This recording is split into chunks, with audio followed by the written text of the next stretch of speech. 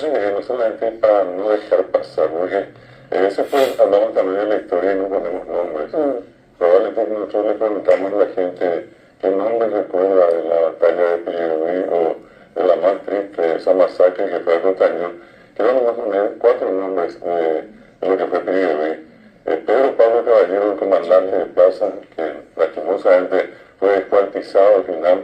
El otro, el maestro Fermín López, ¿verdad? Que vino en un momento, él cuando fue herido y los niños se acercaban a él. También recordar al famoso cabo Gervasio León, un niño de 15 años que le daba certero balazo al general llamado Menor Reto, y una mujer, de esas cuñas sargentas que aparecieron allí, que tuvieron rango militar, y era Ana Bella Cáceres, madre de quien después fue presidente de la República, el general Patricio Escobar, por un lado. Y por lo de Costañón, recordar por ejemplo al hermano de Benjamín Acebal, que era Emilio Acebal, él peleó en el Costañón teniendo 13 años, y luego fue presidente de la República de Ecuador.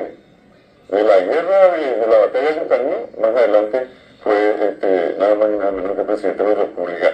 También Manuel Domecq, y hay otros 2 nombres que agregó el caballero, un gran historiador, el querido profesor también. Él agregó también a Juan Pío Prieto, que había venido nada más y nada menos peleando allá en el transcurso de la guerra de la Triple Alianza desde Pilar, y llega él a combatir en la Costañón.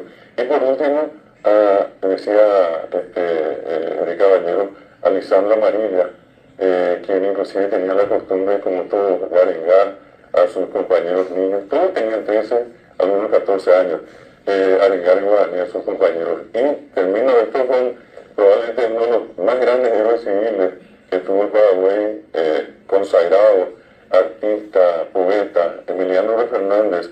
Su padre fue Silvestre Fernández, y él también peleó en la Costañón y llegó al final de